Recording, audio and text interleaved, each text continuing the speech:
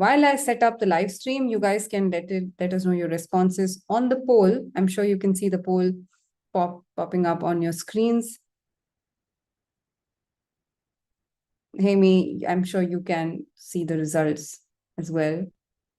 Can see the responses. Right. Okay, so people on YouTube, in case you're watching us live here, just let us know your introductions as well. And people on Zoom, let us know your responses on the poll. Great. Thanks so much, everyone, for introducing yourselves on the chat. What I'm looking for is responses on the poll. Okay, another few seconds, and I'm going to be closing the poll down. This is for us to understand what your background is, where you come from, so that, when we actually get to the live demo part, we want to ensure that you understand what we're speaking.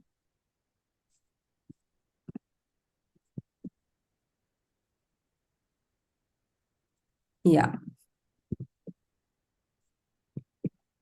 Okay. All right. So I'm just going to end this poll right here and share it with Jaime. Jaime, you can see these results. I'm sure a lot of them are actually freshers, and these people belong to the data or the tech roles. Karthik, yes, please email us at webinars@simplilearn.net. Okay? Yeah. Yes. Yes. Okay.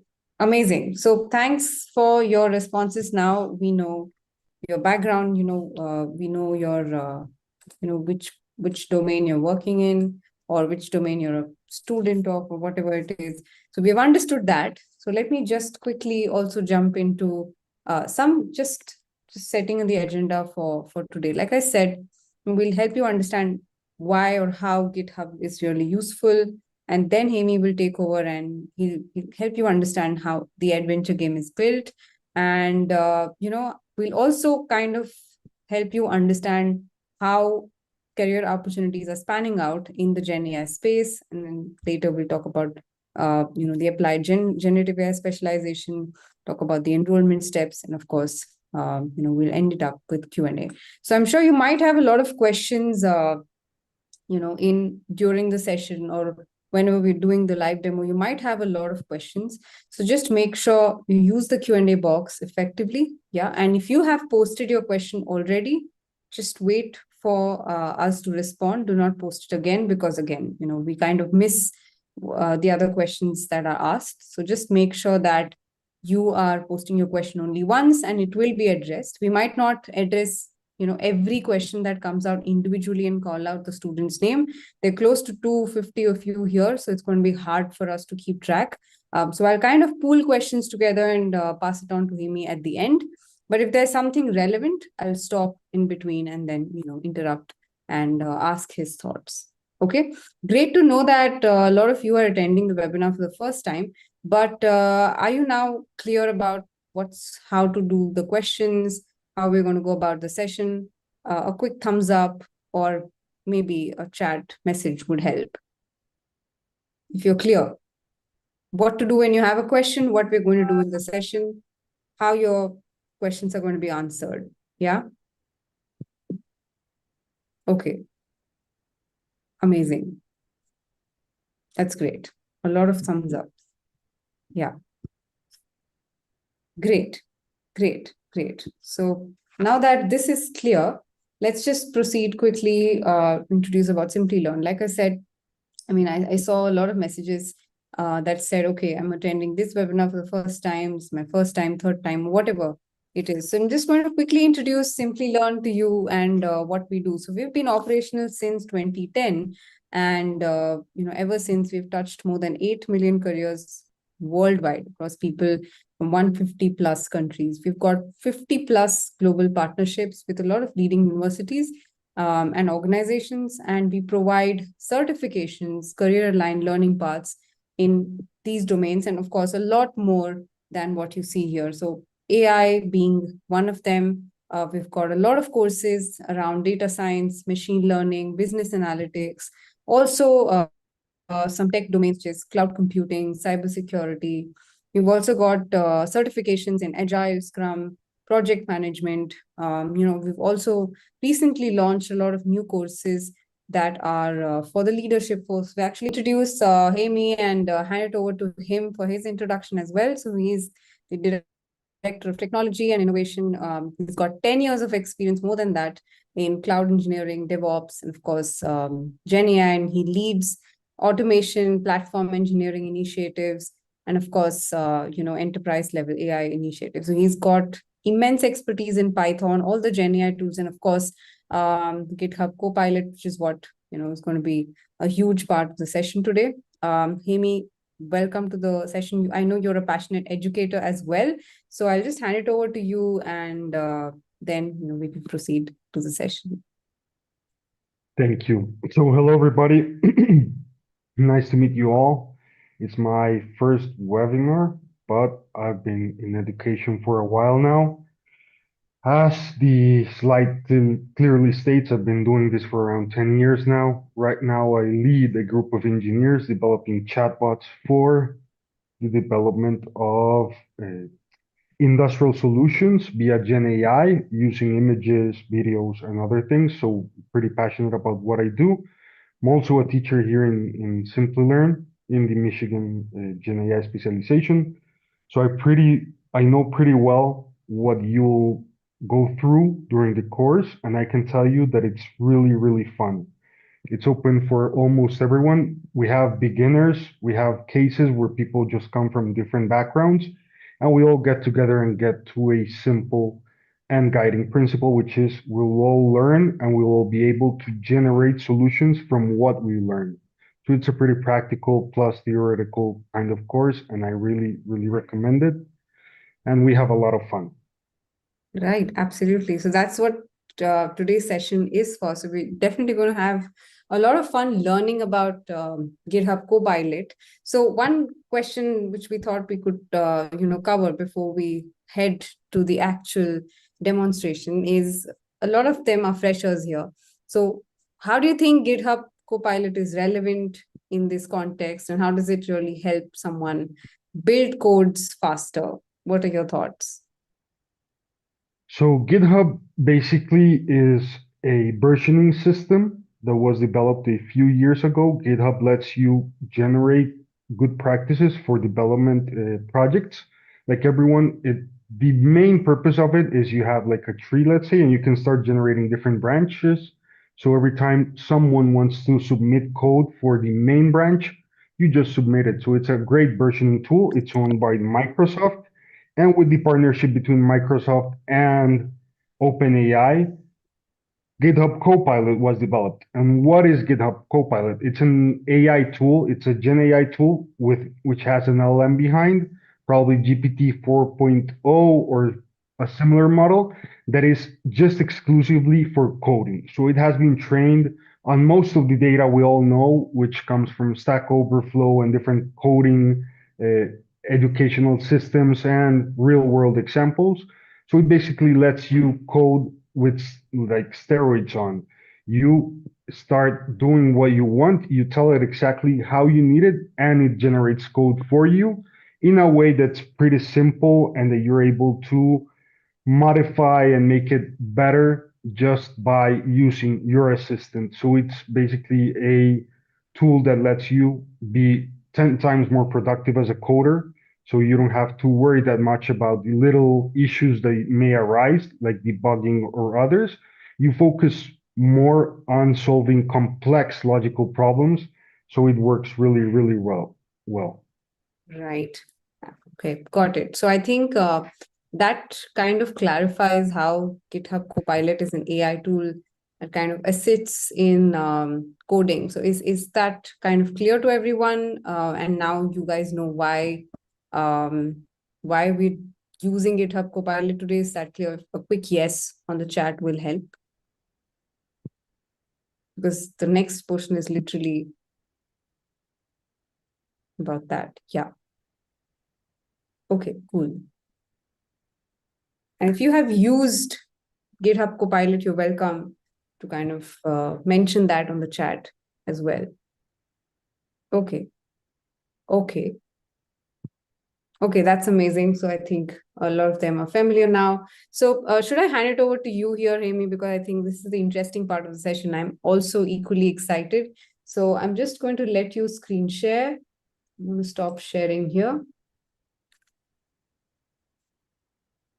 Great. So one of the most important aspects of GitHub Copilot is that it's completely free. Right. Once all you need to do is create a GitHub account and you're basically ready to go. Right. And today we have a really cool project in mind. It's one of the projects that we actually use inside the GenAI specialization. So we are going to go like in a linear fashion. We'll handle the problem statement and what we want to build, and then we'll get into building them. Yes, Asad, GitHub is free as well. GitHub is anyone can use it, and it's a web interface. And you can also have your GitHub desktop. It's a pretty well-rounded tool that almost every developer on earth uses, and you can find tutorials and examples over there.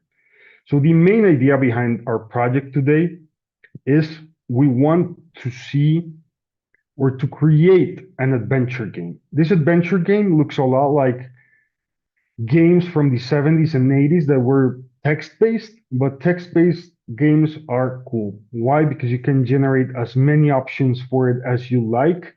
And as we have seen in the past few years, like table games like Dungeons and Dragons and other sort of games that are more role-playing games in a text fashion, help us a lot with understanding what we're going to do. So basically what we want is the game to allow users to explore different locations, make choices, and complete a simple quest. In this development of the adventure game, we're going to be focused and we're going to be able to see in practice how we do certain fundamental concepts that are in Python and other programming languages, like variables, lists, loops, conditionals, and functions, all of which are basic parts of programming. The idea is that with GitHub Copilot, we're going to be able to improve our code efficiency and reinforce some Python skills that maybe we have or we don't have, and it's pretty readable. So we're gonna go ahead and get started. The main idea is we have a player. The player is gonna take the role of an explorer who's searching for a legendary treasure hidden in an ancient land. So let's go ahead and get started. Yeah, sure. You're seeing my screen right here, and this is VS Code. VS Code is an interactive development environment that's owned by Microsoft, and it has everything we might need as developers. And here we have GitHub Copilot. We can see the usage, we can see everything we need, and all we have to do is connect it to our GitHub account, and we can go ahead and try it. Inside this IDE, we can create files, we can program, we can do almost everything that has to do with coding itself. So our first step is going to be to create our adventure game file. We're going to go ahead and click New File and create a Python file. How are we going to start it? Pretty simply. We're just going to let it know the name of our file via a comment. If you see here, I used this symbol, and all this symbol does is says, this is a comment. This is something the computer will not execute since it's just a way to give it more human readability. So we start with our adventure game.py, and we're going to start by creating a few comments about what we want or the main idea behind what we're going to do. So we're going to have an explorer that is searching for a legendary treasure. And as you see, Copilot is trying to auto-generate what I'm going to do. And if I want to accept it, all I have to do is press tab. So, Himi, just a quick request. Can you zoom in a bit? Because I think people are finding it hard to read the font. Of course. But Is his it volume, better? yeah, it's better, I guess. The learners can help me here. If it's better, just let me, because I find it okay. So I'm using a laptop. Okay. So if you're using a mobile phone, you might not be able to see a shared screen in the gallery view. Just make sure you're swiping right to see the screen. And also, I think his volume is fine, guys. I don't see an issue there. So in case you've got issues with volume, just maybe put on a headphones. Yeah, I think, Hemi, you can carry on now. Okay, I'm gonna increase the input volume just in case that makes it a bit better. I think it's totally okay, Hemi. Okay. Yeah. So now that we have our comment that says what's gonna happen, we want to go ahead and start doing our task. And our task is going to be able to start the game. How do we start the game? We're gonna not necessarily import random, but we're gonna define a function. We're gonna define game or game intro. And as you see, GitHub Copilot is already creating the content for us. If we go here, it says, okay, do you want to do a statement of print that's going to say, welcome to the adventure game? And we can go ahead and say, okay, tab, because I really wanted to go with print and welcome to the adventure game. After this, what else do we want to do? Tell the player what they're supposed to be doing, which is your explorer searching for a legendary treasure in a mystical forest. Just to give you guys an idea of why this is happening, turns out that LLMs are great at predicting the next word that's going to come.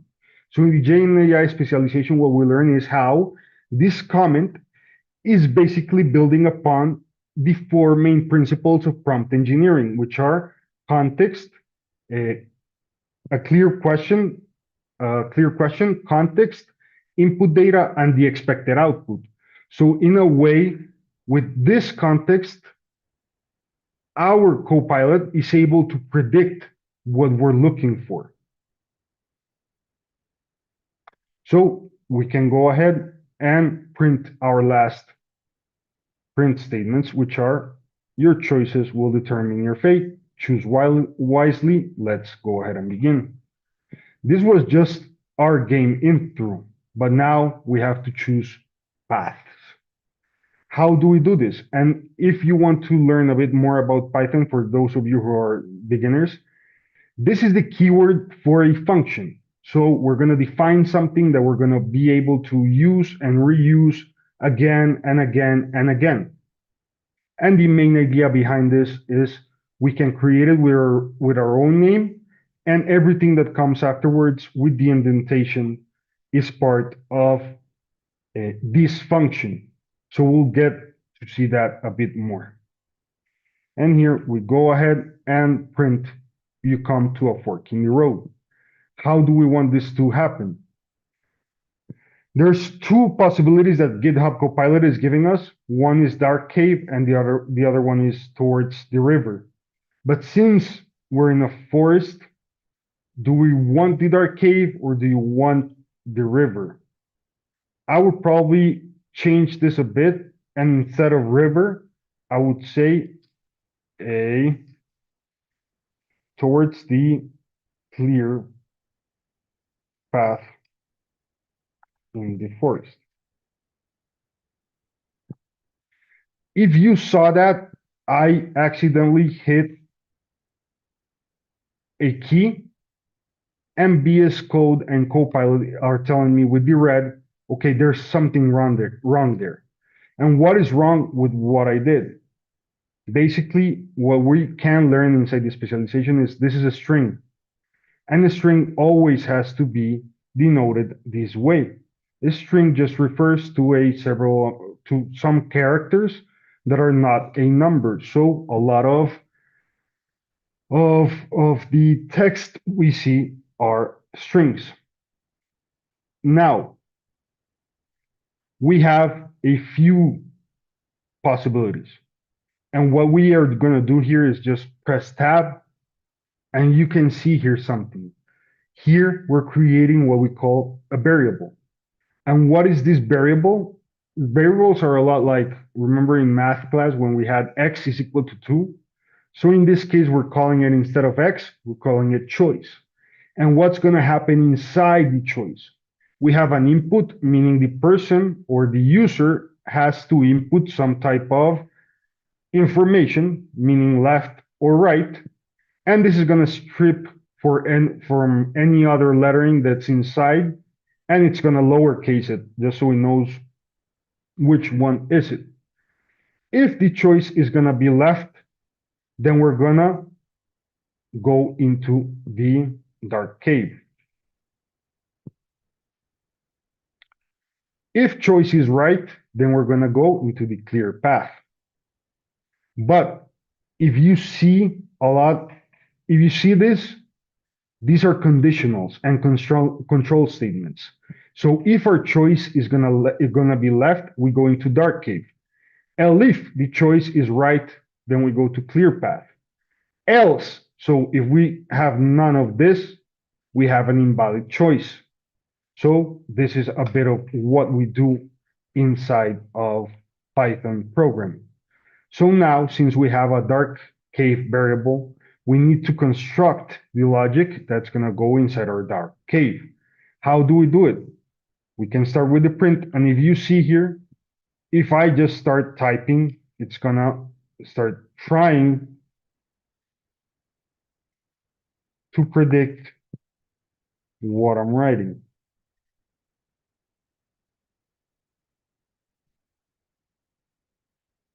Now we have printed, you find yourself in a dark cave. It actually says it's dark and eerie, and you hear strange noises. Do you want to explore deeper in the cave or turn back? And now we have another choice that we can create. Since this choice and this choice are both part of separate functions, we can name them the same. And this is something that we learned, which are called local scopes and global scopes for variables. If we choose explore, then we're going to let our explorer win because it's going to find the hidden treasure chest. And with this in mind, we have a winning choice. But if the choice is going back, you safely return to the fork in the road. And we just give it a choose path inside the elif. Now that we have the dark cave, we need, the else, and just an invalid choice in case the person just picks at random and doesn't use either the explore or back that we're trying to use. Now we need to define what happens in the clear path. In the clear path, we are going to start by saying you find yourself in a clear path. And then what do we want? We want to keep talking about the clear path. The sun is shining and the birds are singing. And what is the choices we will leave to our explorer? We could follow the path or take a shortcut through the bushes. And how do we do this? Again, we're creating a variable that's going to be called choice, and we are asking the user for an input. With this in mind, we can continue. If the choice is going to be equal to follow, you follow the path and come across a beautiful waterfall. You take a moment to enjoy the view, but then decide to head back to the fork and in the road. So now we have to generate the choose, the elif. If you choose a shortcut, what's going to happen? You're going to find another treasure. Or if we don't want it to find another treasure, all we have to do is remove this couple of print statements and print something here like, unfortunately, you have failed in your mission. And all we have to do is change it, and Copilot will understand that this is an end to the game. Now we have both of our paths ready. What are we going to do?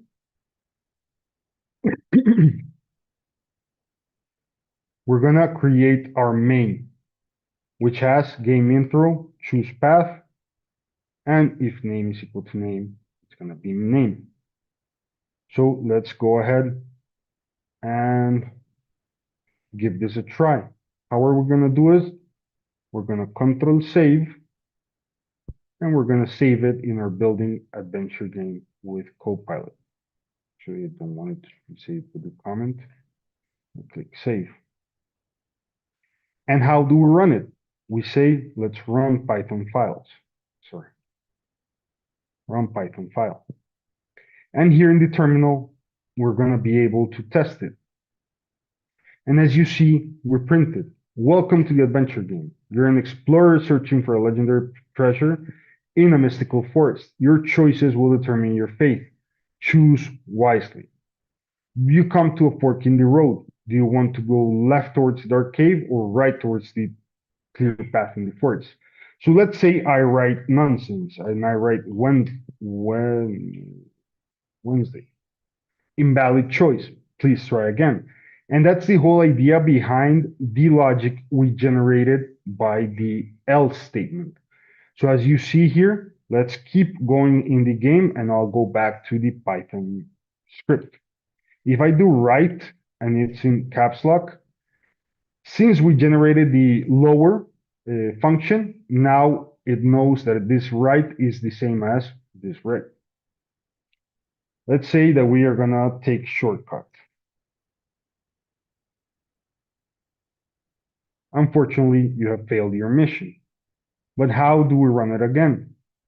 We use Python and we say adventure game.py.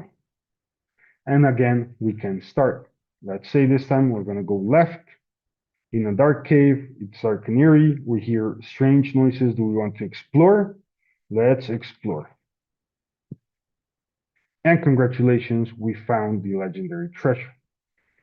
So this is a project that we do in the Python refresher for U Michigan. And it's really, really nice because we have all of the aspects, the basic aspects of Python programming. So I hope you enjoyed the demo and let me know if you have any questions.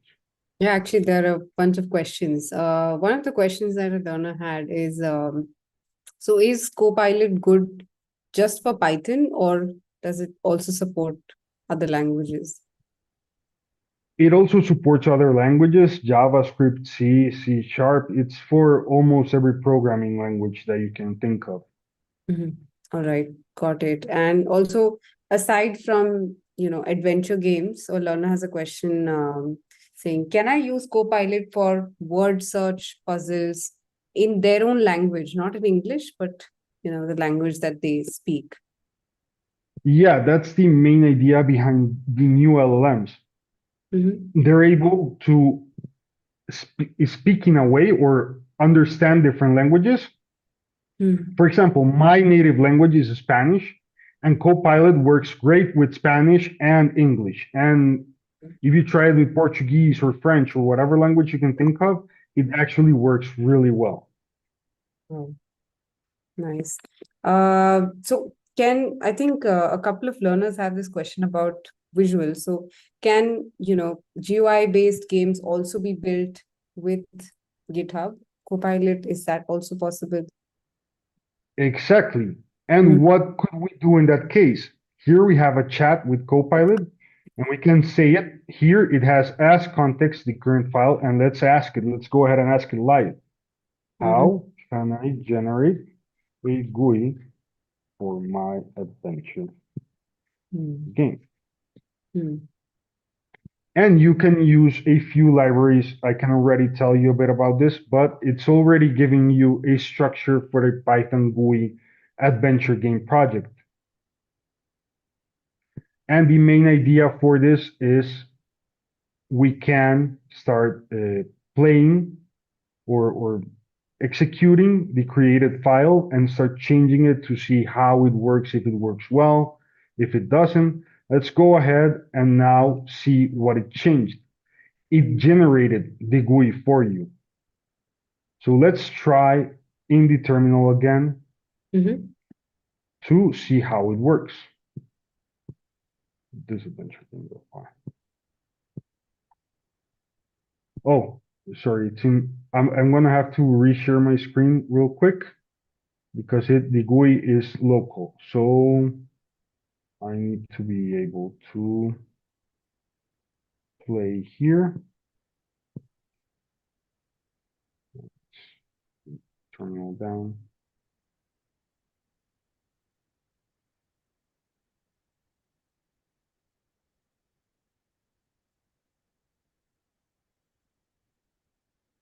The GUI doesn't seem to be working, and this is something that could happen sometimes, but let's wait and see.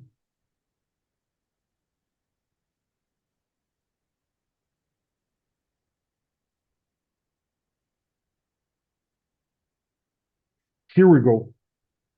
Now we have the adventure game with a GUI. And this is the GUI. It's a simple GUI, but we have a starting point to generate our own game. There's even libraries for like Pygame that you can generate the 2D game. And what's important about this? Now you have the logic behind it. All you would have to add is the visual aspect of it. So the animation of the little adventurer moving and choosing the different paths. But this is a great starting point because, and I say this from the bottom of my heart, usually the logic is one of the hardest aspects of generating visually appealing programs. Right. Can someone use Jupyter Notebook as well for this, or? Of course, if we want to do it with a Jupyter Notebook, let me just, how do I leave full screen mode?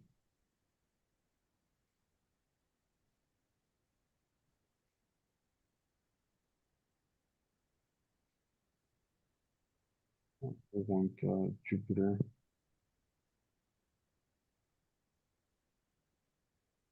No, I need a new tab.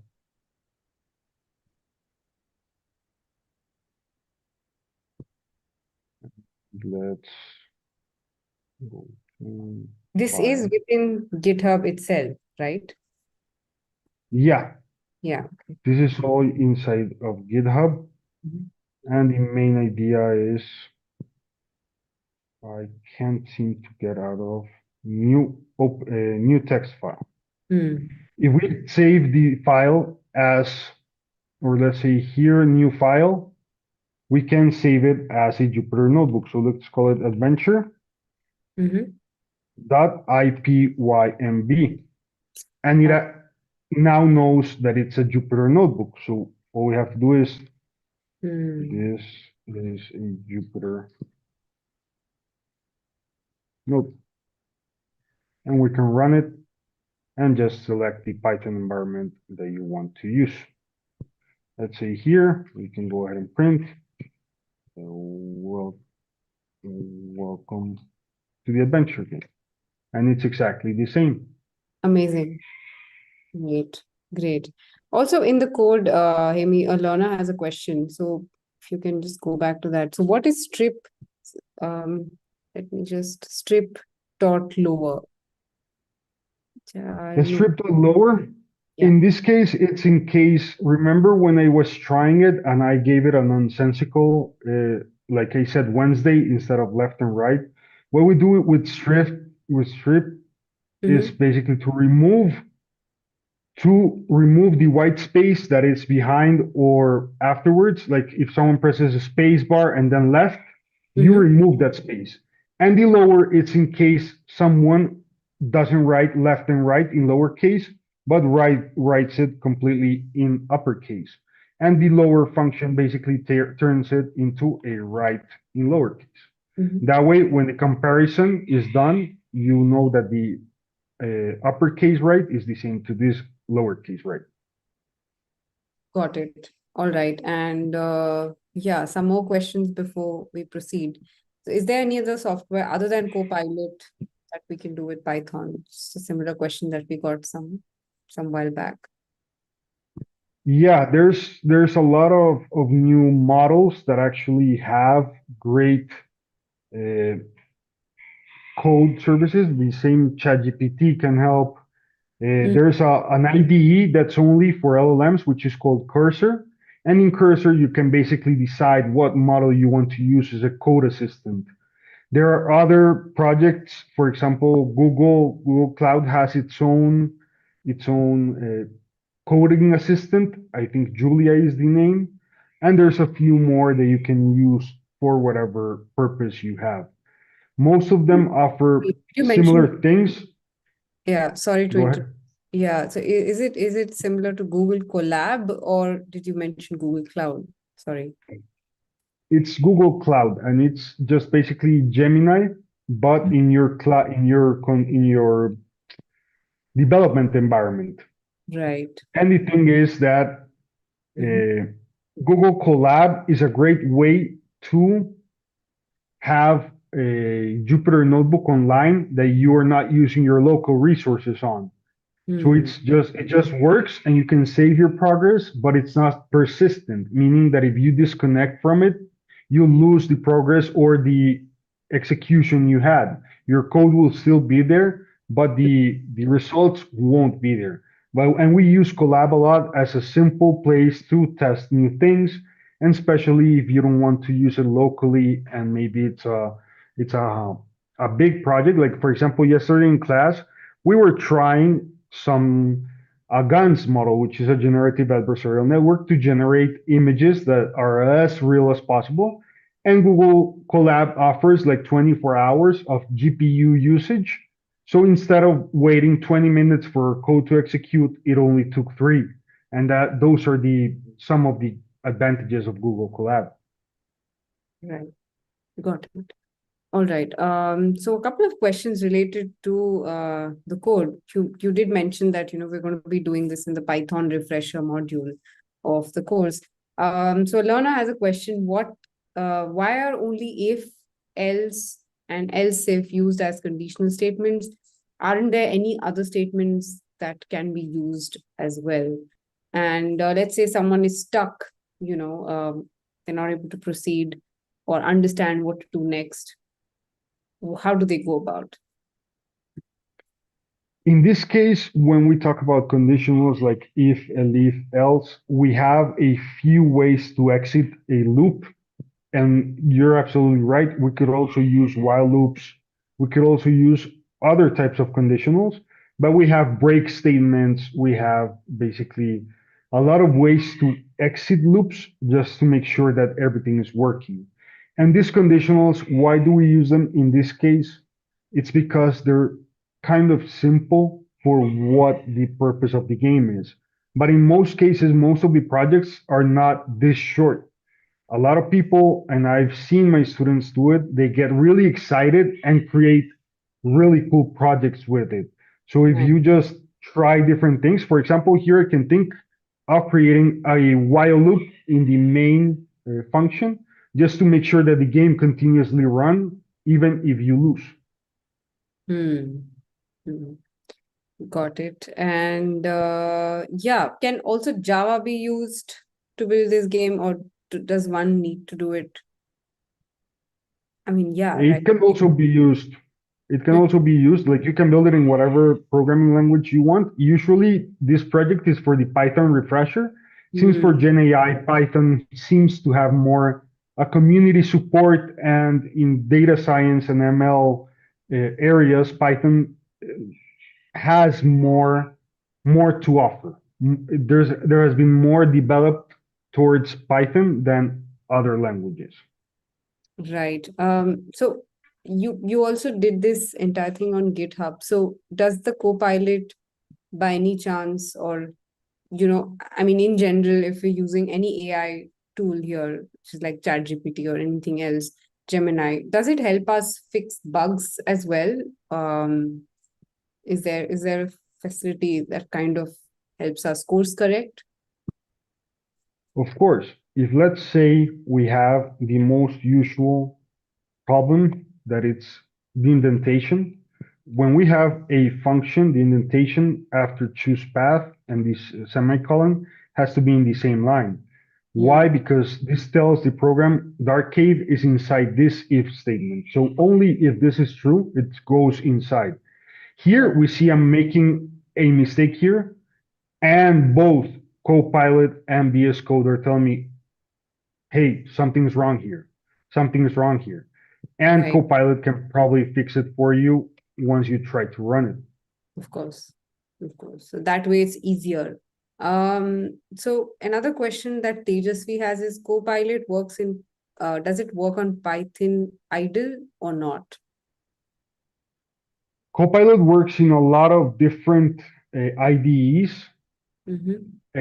In the Python one, in the IDLE that comes installed with Python, I don't think so because that's not really a big IDE. But PyCharm has support for Copilot. A lot of the big ones like Atom, most of them have support for Copilot. Mm, mm, mm. And yeah, I think because you mentioned Gemini as well, Alana has this question. Is it really better than any other AI tool in terms of coding? Because we're using GitHub specifically in the course, and also you mentioned it's there in the Python refresher. Is there a reason why we're doing that, or it's all equally good? In this case, Gemini is pretty good. Copilot is pretty good as well. It's basically your choice. Mm-hmm. Like sometimes you can ask a few of them just to try and see what you're doing wrong, what you can make better. Just keep in mind that programming and especially LLM and Gen AI development is a lot about making mistakes and trying to solve issues that arise or come up at a certain point in time. Someone like me, whose day to day is solving issues, I usually don't, I'm pretty model agnostic in the way that I want to use most of them for what they're better at. And I Mm-hmm. can definitely say ChatGPT is better or Gemini is better or the models from Anthropic like Claude are better. Not necessarily. There, some of them have some better aspects to them, but most of them are pretty equal in the coding space. Right. Got it. Got it. All right. A lot of more questions actually about coding. Suddenly, people, I think, have this has kindled interest in them. So, I mean, you did mention that this is relevant to Python and understanding, but another question that learner has is Python the best language to use? You did mention that we can use other languages as well.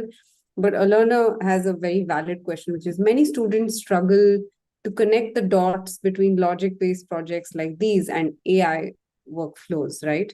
Which is a valid question again. So could you share how problem-solving exercises like this helps build intuition for building machine learning models? If you can explain that correlation, because I mean, I actually did ask you this question, if you remember, when we had our initial conversation. So how does this work? Hmm. Sometimes people see a function and say, okay, this is like a simple function for a game, and it all only uses if, elif, and else statements. But what it turns out is that this is more than enough for what we do, for example, in frameworks like LangChain. When we create a tool in LangChain that has the ability to go out to the external web, like use a Serper Dev API call to Google search, or is able to connect to a database. Most of what we will do looks like functions. And this function type style, or what looks like simple code, actually has everything we will need to generate a project like a chatbot that has its own knowledge. When we generate a RAG based model, for example, so we retrieve information from text or images or PDFs and save them in a vector database, we're using the same principles. So what's the main idea behind this type of exercises? It's getting comfortable writing code. And one of the most important aspects of being comfortable in writing code is not being afraid of making mistakes. There's Mm, not a single person in the world that knows everything about coding, but if you have the basic 4 or 5 things you can do with Python, you're going to be able to generate solutions on your own, especially for model development or GenAI production ready development, because a lot of them look a lot like this. yeah. So, another question about coding again, about learning to code in general. But guys, remember the correlation between building machine learning models and also learning logic-based games like this. That was the agenda of this session. But anyway, so Jaime, what is your advice to learners? Is it good that someone learns coding from scratch without using AI, or is it smart? Is it a smart thing to do to learn or take help of AI to code and build games? And we can also, I'm sure, use AI. There are a lot of capabilities that AI has in building a lot of other applications as well, not just games. What are your thoughts there? Personally, I am someone that has the belief that you don't need to reinvent the wheel. You always Hmm. need to keep it as simple and as nice for you as possible. A lot of learning how to code a lot of years ago, the hardest aspect of it was the initial learning curve, where you Hmm. felt completely lost. But if you use tools like Copilot, what I recommend is use them. Ask it, okay, how does this work? Explain it to me in layman's terms. Give me a few more examples. And in that way, you get an understanding of what you're doing. And even though it's going to generate code for you, after you start learning it, you're going to see that you understand what's going on here. And that these letters and whatever's happening here doesn't look as scary as it was on the first day you started.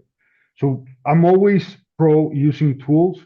Just be mindful that a lot of learning is also having the spirit to understand that if you don't know it and you ask Copilot to do it, take the time to see how it did it and why it did it and ask it more questions, because that's how you learn that fundamental base knowledge that you're going to need for the rest of your career.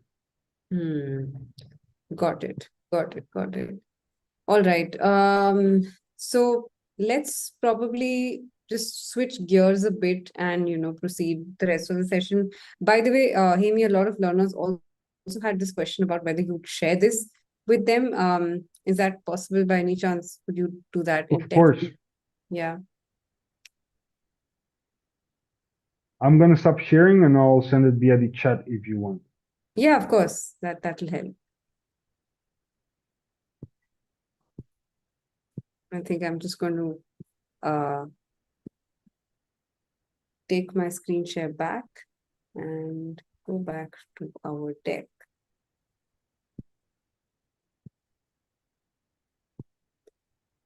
Let's just give Hemi a couple of minutes here. Just going to share the code and you guys can use it. I'm gonna send it. It says only a host and panelist. Is that? Can you resend it from there? Yeah, sure. I'll take it from there. There we go. Yeah, I'm just going to download it.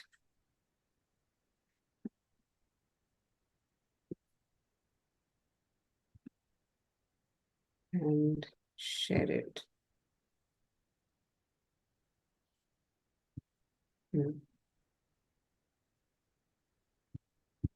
Okay, so I've just shared the code on the chat.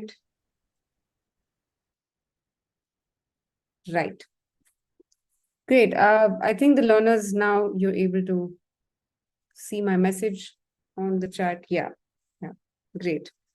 That's great. So I'm just going back to what Amy said a while back that using these AI tools is just going to help you become smarter and also help you understand how LLMs are built. That was the aim of this session, more than helping you understand how an adventure game is built.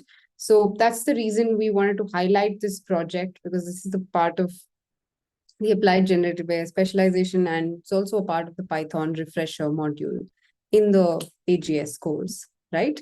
So we're going to talk about the course in a while, but a lot of you may kind of have this question about, okay, how does this fit in the larger context? How does this course or how does this project help me become better equipped or better literate in generative AI, and how do I use it in my career, right?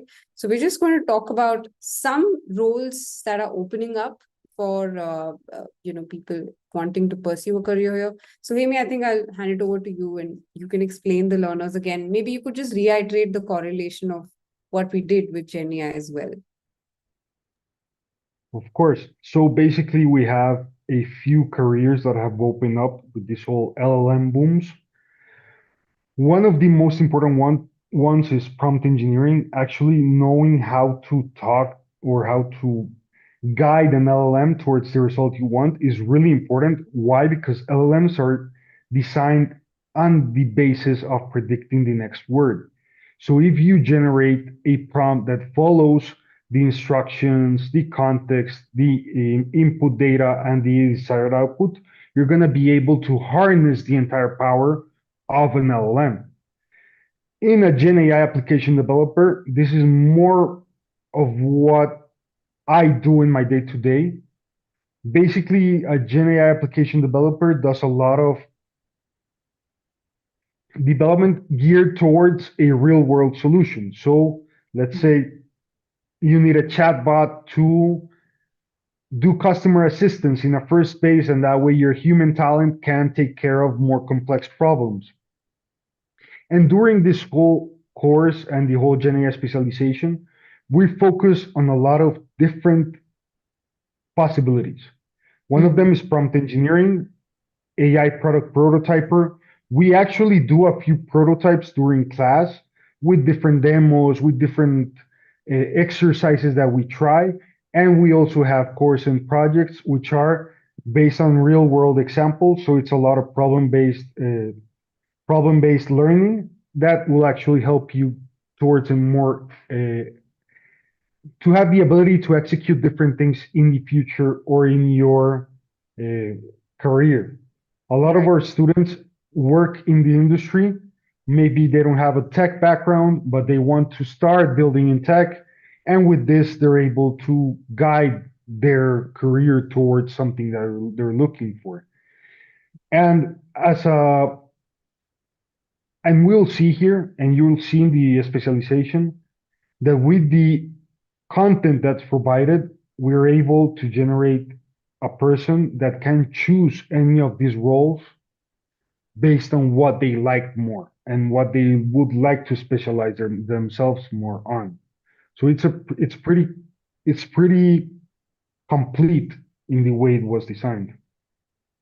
Right. Yeah, of course. So someone had actually had this question about, oh, okay, I'm a newbie. How should I get started? So I guess this course will help them start from scratch, both in terms of understanding how programming works and, of course, how eventually, generative AI models are built and what roles it can open them up to.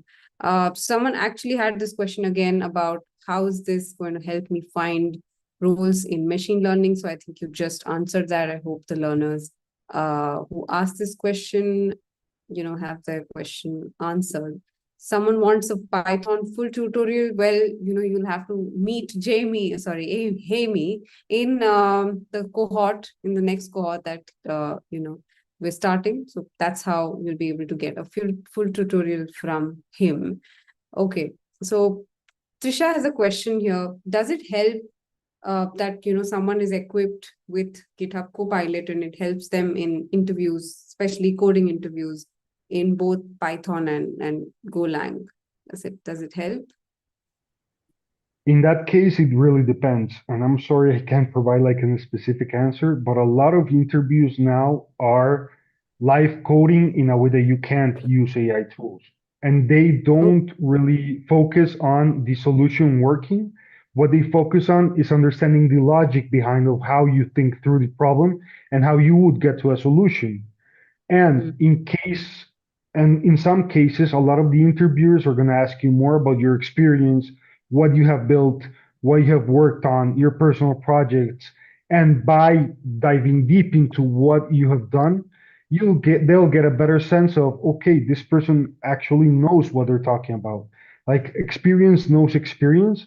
And if you tried it, and even if you failed, like I personally always in my interviews, I always tell my failures, like how we started a startup that basically developed two products and it went under 3 months, and that's okay because this is what a bit what life and programming is about.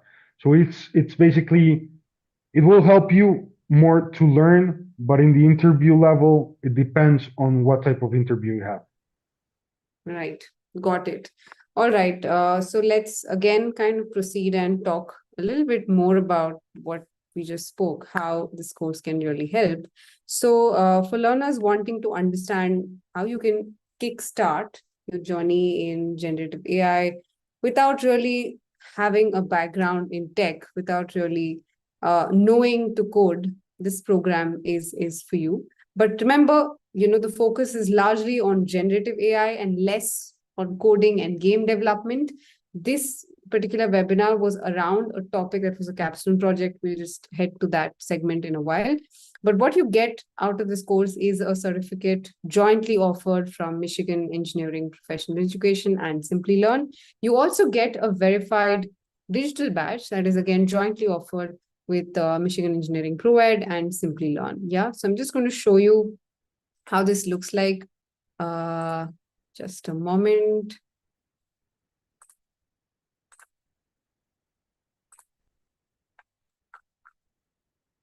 Yeah, I'm just going to take the screen share here. Yes.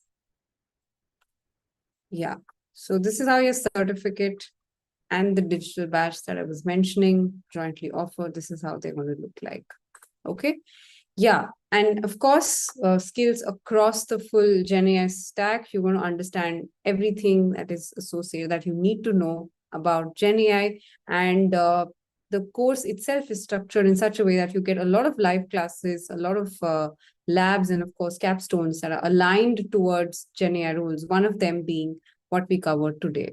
Okay. So that's how the course is structured. And let's just look at how the curriculum is built.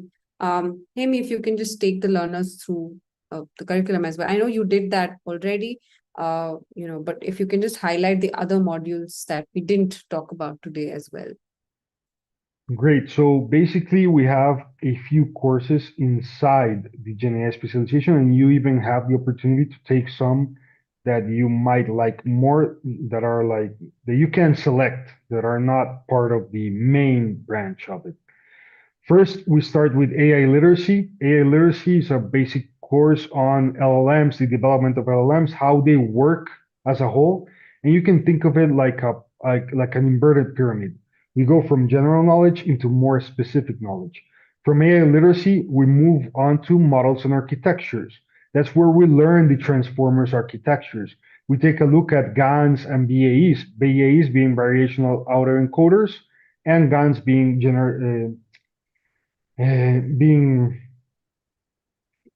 models that are basically adversarial networks, generative adversarial networks.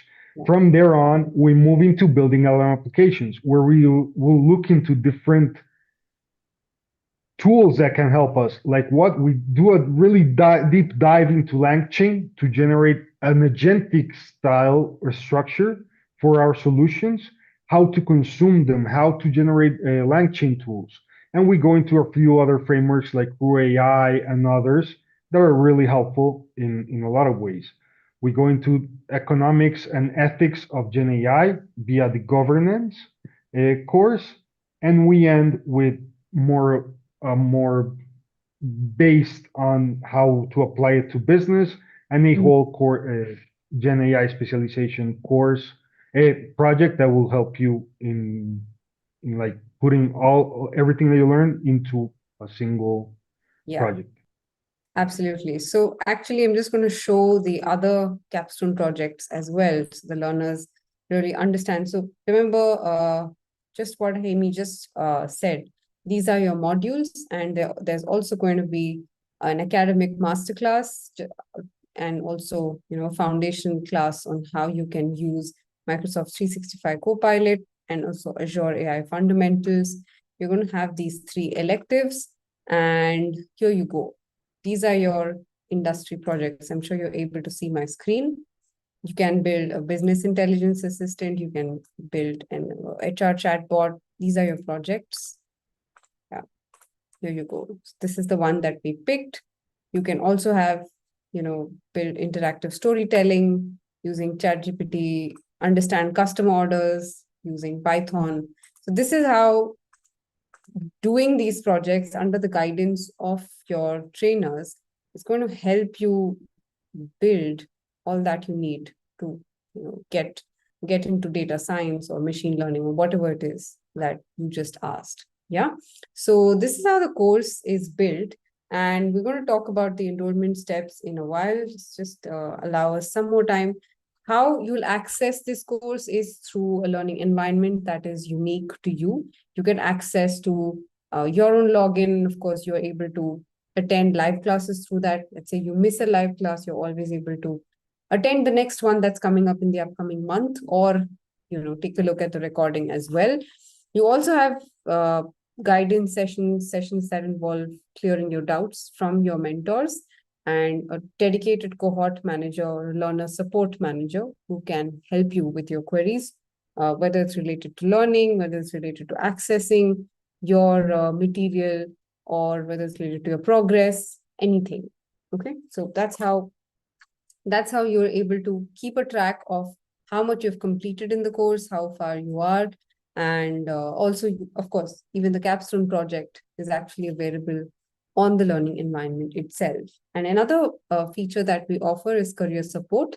Now, remember, this is assistance for learners in India and the US. So what you have is you're able to understand from industry, you're able to expand your network and get guidance on how you can improve your interview performance, how your resume should be written. You'll get AI-powered profile optimization as well with the help of tools.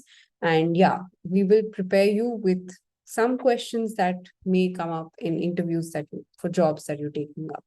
Okay, so this is how career support spans out for this particular course. But remember, this is by no means that we're telling you you're going to have a job for sure. Okay, so obviously that depends on the skills and how you utilize the course as well. But what we offer is this, and this happens slightly towards the end of your course. Okay, and these questions about how the learning environment looks like and how the career support works, you can actually ask a learning advisor much more in detail for you actually enroll. Okay, so what you do is I'm going to launch a very quick poll, and if you're interested in the course, you can answer a yes. And after you answer yes, your response is recorded. If you live in the US, you might receive a call in the next few hours. But let's say you're in India or anywhere else in the world, you will receive a call in the next tomorrow sometime, and then you can explain your needs to the learner advisor and see if you fit in the course. And if you do, you can be a part of the upcoming cohort. Okay, so this is how the certificate, I showed you the certificate already, and also the digital badge. So I think you're already aware of how it looks like. These are your course fees. So in Indian rupees, it's 1,49,999. And in USD, it is close to $3,000. But you also have the option of paying in installments. You can pay 6,700 odd rupees a month or $300 a month based on wherever you stay, again, with the help of our financing partners. Okay, so these are options again that you can discuss with your learning advisor when they call you and ask you about your interest. You can actually discuss these options again as well. So our upcoming cohort actually starts very, very soon, the next couple of weeks. So in case you want to be a part of our cohort, definitely you should consider clicking a yes on the poll that I'm about to launch. Let me quickly, launch a poll. So in case you answer a yes, remember you will receive a call asking your interest in the program. Now, these timings are Central Time in the US. So that's about 8 p.m. India time. Okay. Sorry, I may be wrong. I think it's 7 a.m. India time. Again, I'm really sorry. Because I assumed a lot of learners will be from the US, so I just entered Central Time. So in case you want to look at when the course is going to start for the Indian learners, you can check out this link. Share the link on the chat. If you open it, if you live in India, you should be able to see the timings in IST as well.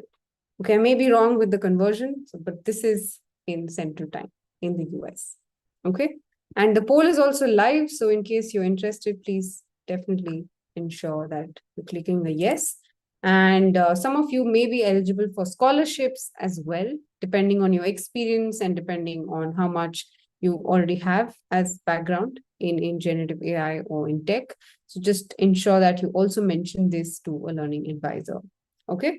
So while you guys answer this poll, I'm just going to see if there are any related questions. I'm going to take questions related to AI because, the whole webinar, the point of the webinar was to talk about how this is useful in understanding generative AI or LLM models. Okay, so let me see. How long in the course, Rishabh? I think just answered that. Yeah, it's about 3 months long. Price also I've mentioned. When is the start date? Yeah, so the start and end date are here on your screens. Anyone wondering when does the course start? What are the timings? Here they are. And yeah, specific schedule will be shared with you when you start the course. You will know which module, which trainer, and all of that before you start. But you can still check with learning advisor roughly on how each module is going to be scheduled, what are the classes that will happen with each module. Okay.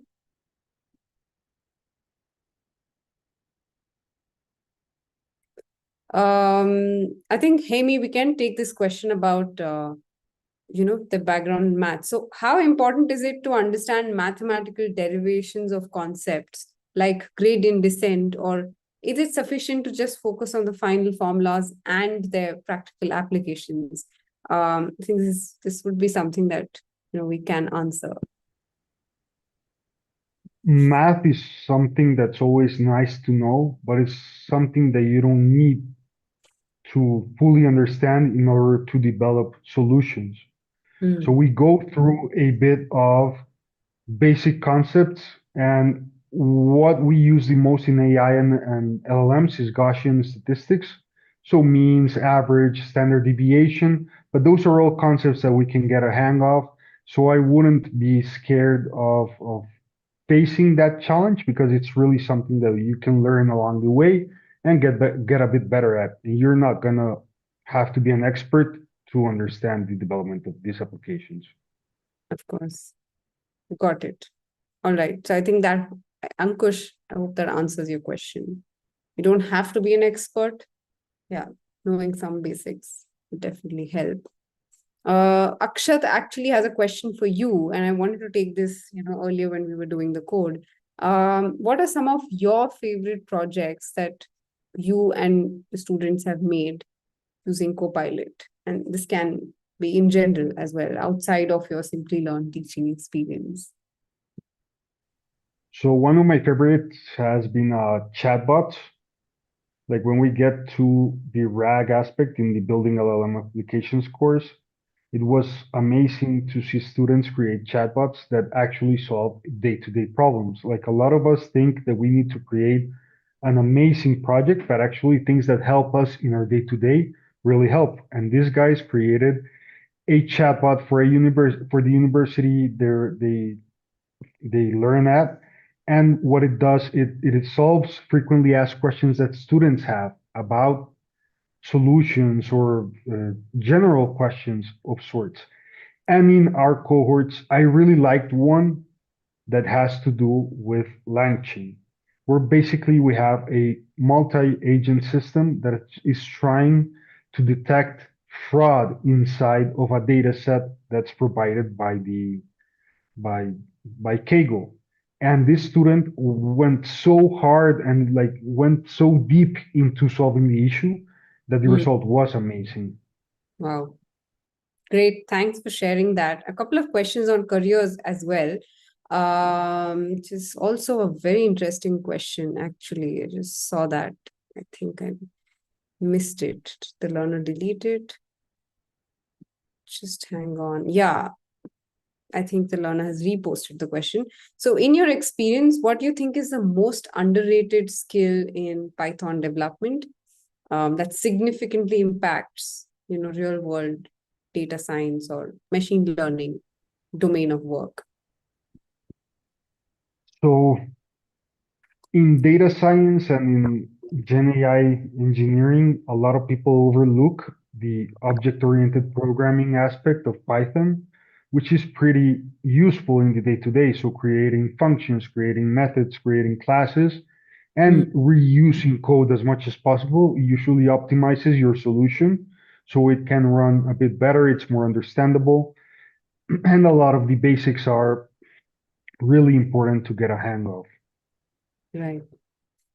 Got it. Actually, I did see another very interesting question from the same learner who asked this, but I forgot. I think I dismissed his question by mistake. Let me still see.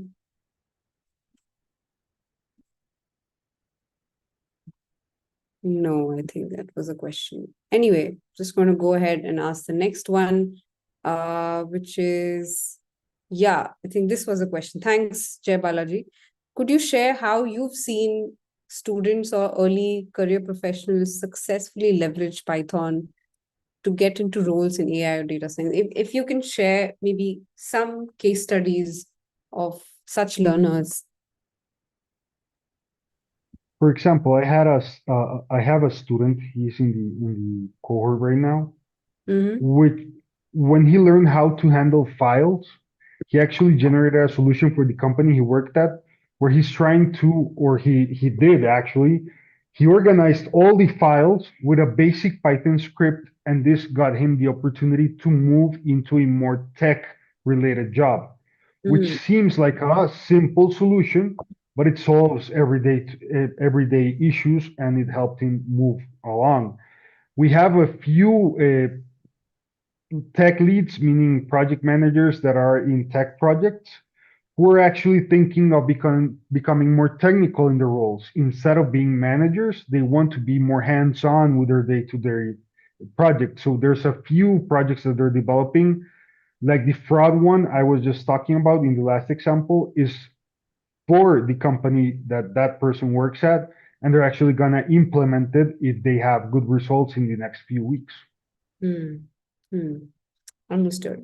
So a lot of learners have questions about coding, but we're not going to take that today because remember what I said, learners, this is about knowing how you can leverage GenAI tools for getting your job done.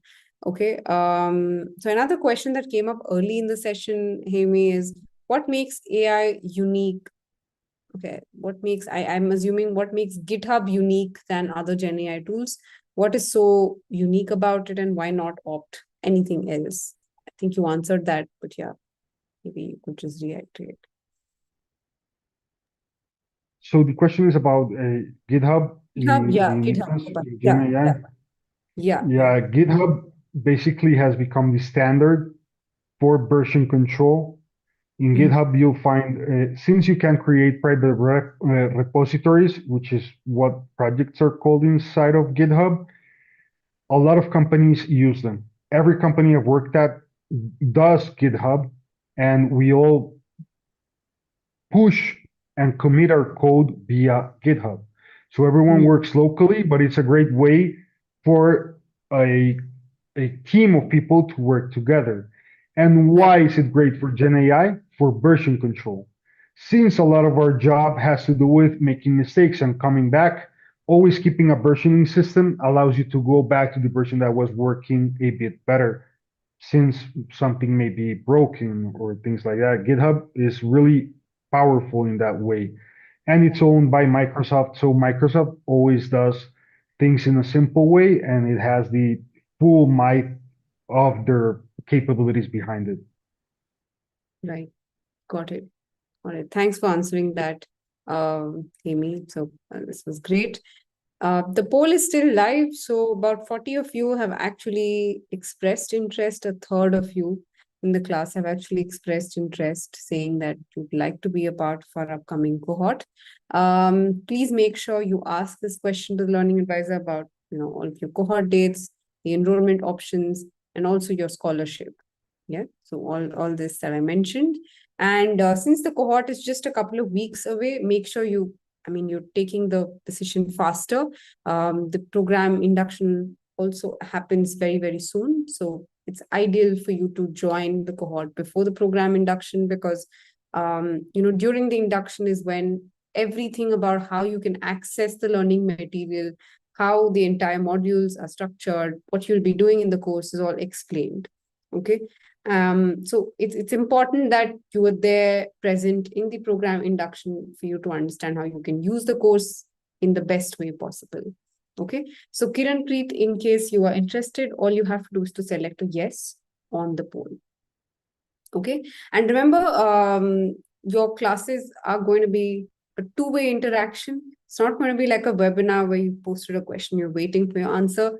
So all our classes actually have a lot of interaction with the trainer themselves, and of course the other learners as well in the cohort. And the cohort seats are limited, so that way we're not having a huge audience sitting in the class. It's a unidirectional way of teaching. So that does not happen, which is why we take limited seats in every cohort that we conduct.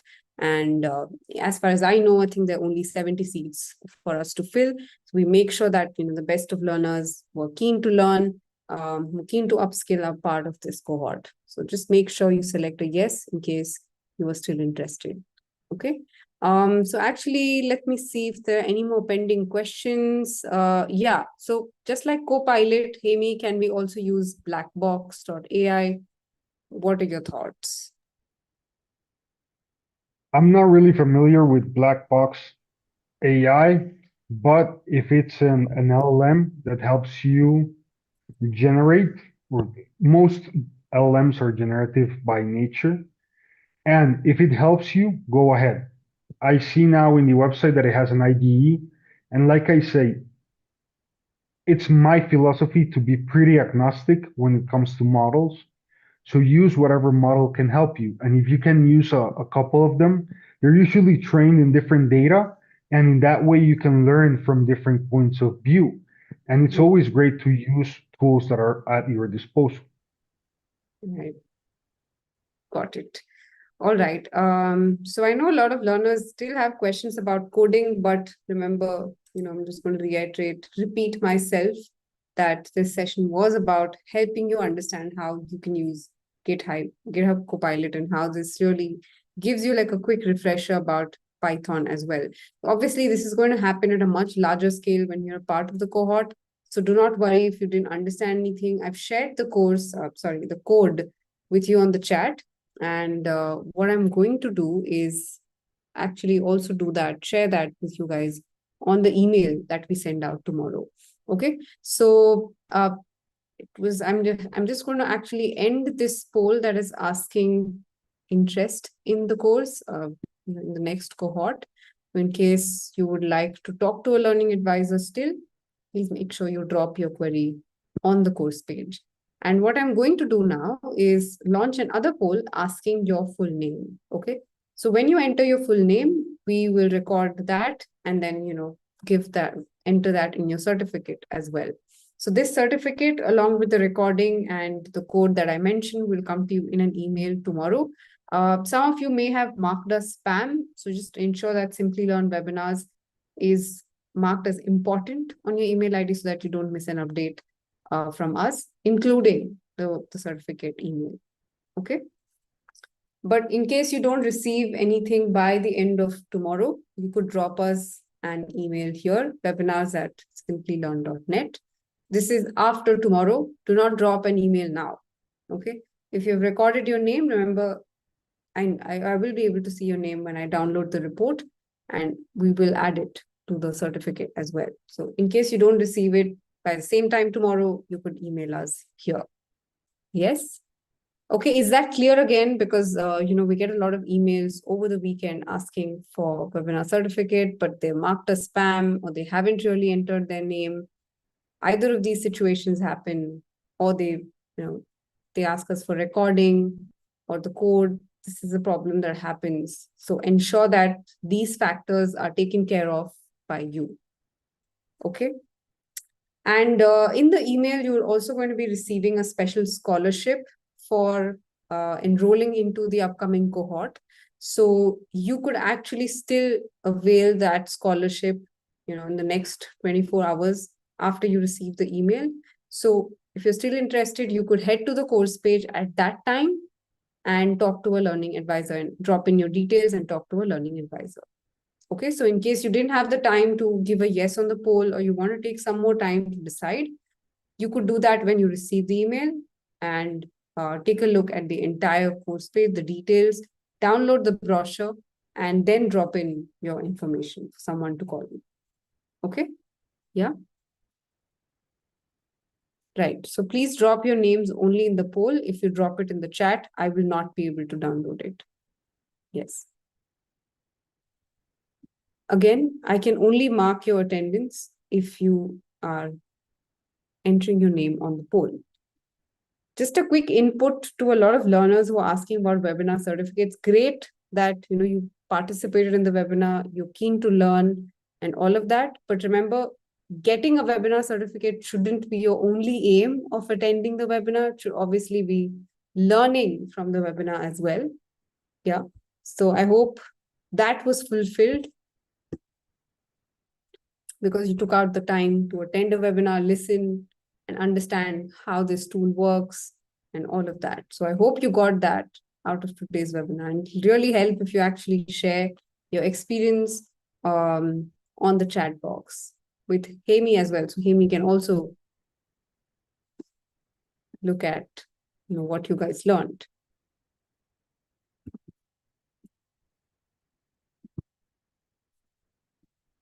Yeah.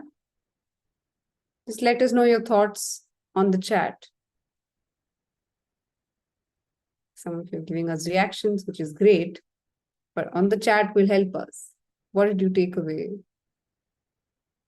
No, I think the learners are stuck to the webinar certificate. Okay.